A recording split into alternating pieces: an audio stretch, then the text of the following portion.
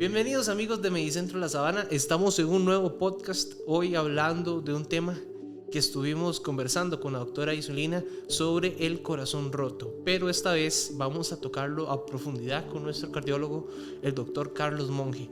Doctor, gracias por estar hoy con nosotros. Tenemos muchas dudas al respecto porque son síntomas, ¿verdad?, distintos, tienden a confundirse con otros tipos de causas o enfermedades con el corazón. Y bueno, hoy vamos a evacuar todas estas dudas en este podcast. Muy agradecido de haber sido invitado a este podcast. Y pues sí, es un tema bastante interesante, sobre todo con un nombre muy llamativo, ¿verdad? Para estas fechas tan importantes, entonces sí es bastante relevante poder conversar sobre este síndrome. Claro, recordarle a la gente que estamos en estas fechas de febrero, ¿verdad? Donde el amor está en el aire, ¿verdad? Ya tal vez unos días después de estas fechas de febrero. Y también pasan dos cosas, ¿verdad? Están las personas que están en una situación amorosa muy bien, ¿verdad? Y hay personas que también están en otra parte totalmente contrarias, ¿verdad? No solamente por una ruptura, puede ser la pérdida de un familiar. Y bueno, aquí vamos a hablar de todas estas aristas, pero a un nivel más de salud cardiovascular, doctor. Así que te escuchamos. Primero que todo, el nombre original con el que nosotros los médicos conocemos al síndrome del corazón roto es el síndrome de Takotsubo. Y ya solo con el nombre tiene una historia muy llamativa. Suena como un taco. Pues su nombre es japonés, pero no viene de la persona que lo descubre, que eso pasa mucho en medicina, sino de un artefacto. Wow. ¿Ok? Entonces, el síndrome de Takotsubo se llama así por la forma que adquiere el corazón cuando el síndrome se presenta. Takotsubo en japonés viene de dos palabras, que una significa vasija y otra pulpo. ¿Ok? Entonces, hace muchos años, cuando los japoneses que se dedicaban a la pesca iban a atrapar pulpos, usan una especie de vasija, como una especie de florero muy cortito, que tiene un cuello muy estrecho y una porción inferior bastante ancha. Entonces el pulpito se metía ahí con su cabeza hacia adelante y después no se podía dar vuelta y quedaba atrapado. Eso es un Takotsubo. Entonces, las personas más o menos en el año 1989-1990 que describen o que empiezan a describir esto como un síndrome, pues le encuentran el parecido a la vasija con la que se atrapaba a los pulpos y pues le dan el nombre justamente de este artefacto. Por eso médicamente se conoce con el síndrome de Takotsubo. Ahora, ¿qué relación está de este síntoma, bueno, de este síndrome con el corazón roto? Ok, bueno, primero que todo toma ese nombre justamente por cómo se ve a un estudio específico de imágenes que se llama la fluoroscopía, el corazón. ¿Qué es lo que pasa en el síndrome del corazón roto? La causa principal del síndrome del corazón roto es una emoción muy fuerte, ¿ok? Entonces, son personas que están sometidas a un estrés muy grande y el corazón responde de cierta manera, tomando la forma de esta vasija, ¿verdad? Y justamente por eso es que toma el síndrome del corazón roto. ¿Por qué? Porque es una emoción normalmente negativa, muy importante, que puede ser física o emocional, porque no solamente emocional los presenta, sino que también la parte física, pero es menos frecuente. Lo más frecuente es que sea una emoción negativa que me afecta directamente el corazón y se comporta prácticamente igual como si fuera un infarto. Entonces justamente por eso es que también toma este nombre más coloquial, más común de síndrome de corazón roto. ¿Y qué tan mortal es? Es un síndrome que hay que tener mucho cuidado en el sentido de que si te da es fulminante. En ese sentido, para explicar a la gente en qué situación está esa persona que sufre un ataque de estos. Normalmente no es tan mortal. ¿Por qué? Porque cuando los niveles de estrés fisiológico pasan, normalmente el corazón tiende a recuperar su forma y su funcionalidad normal. Entonces, su mortalidad no es tan significativa. Sin embargo, en las primeras horas sí puede ser bastante importante la mortalidad, sobre todo dependiendo del manejo inicial de cómo se le dé, cómo se maneja ese paciente.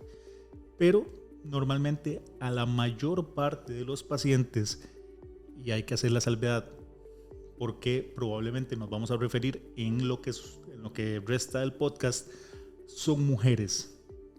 Dependiendo de las series que uno revise, entre un 80 a un 100% de las personas que presentan el síndrome de Takotsubo son mujeres.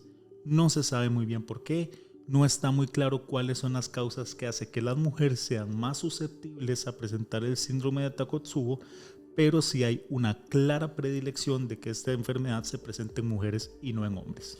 ¿Será que somos los hombres rompecorazones entonces? Podría ser. Ay, Dios mío. Bueno, doctor, interesante, ¿verdad? Ver estos elementos que tal vez no teníamos contemplados como tal vez para una persona que está exteriormente viendo una situación que puede ser simple como una ruptura, ¿verdad? Que no, nada del otro mundo, para otra persona puede ser todo lo contrario y puede convertirse hasta un problema cardíaco.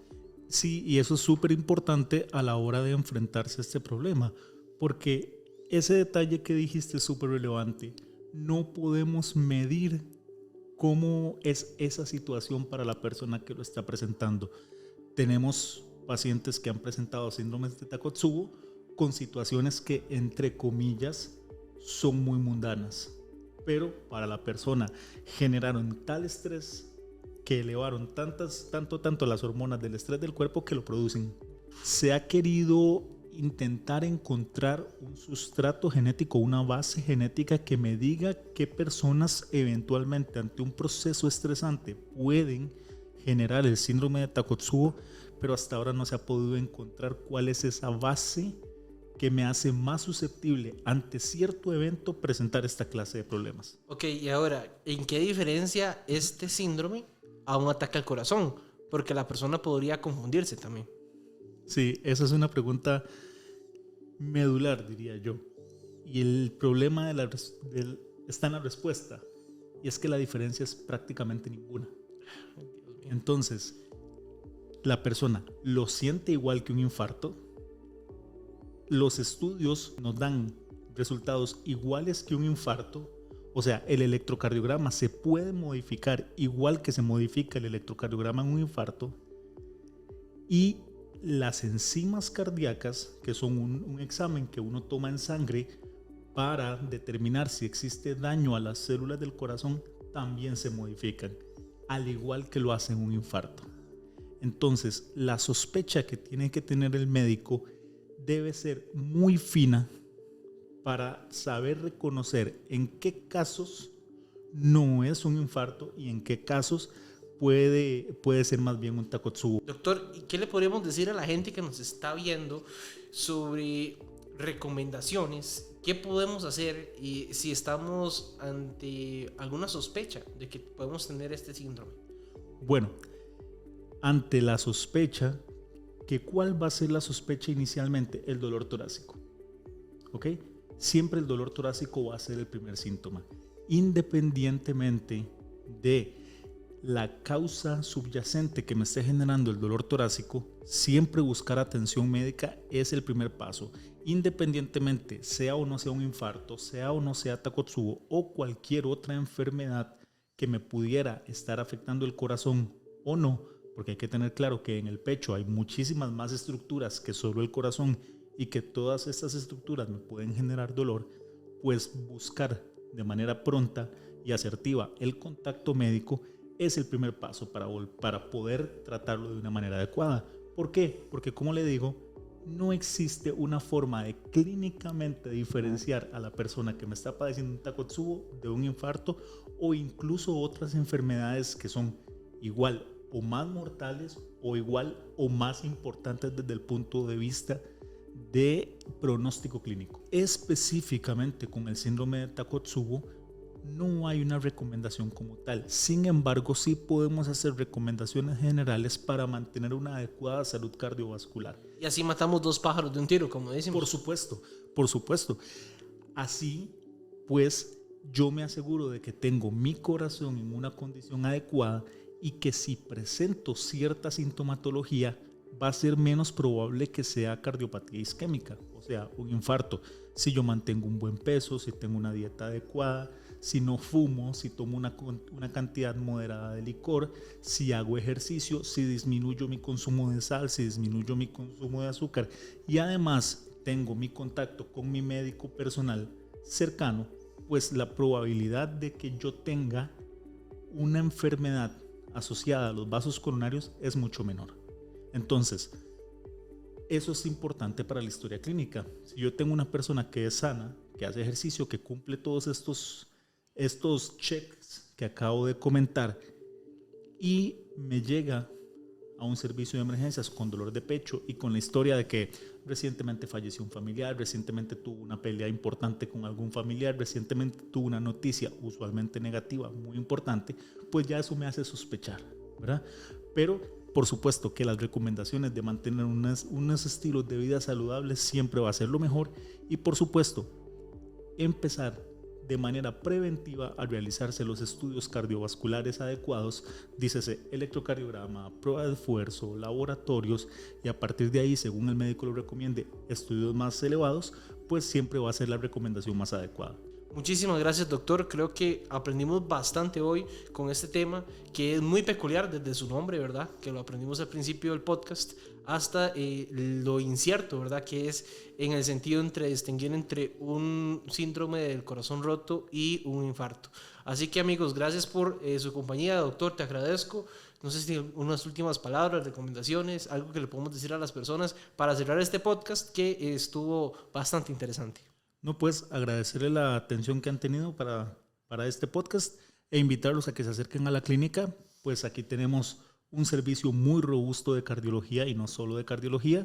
Aquí les podremos colaborar con todas las consultas y pues evidentemente con todos los estudios para saber cuál es el estado cardiovascular de cada persona. Muchísimas gracias a todos y recuerden que en Medicentro La Sabana los cuidamos con el corazón. Cuidándote, el Medipodcast. Un espacio de salud, control y prevención. Aprenderemos los mejores consejos con nuestros especialistas e invitados especiales. Medicentro La Sabana. Te cuidamos con el corazón.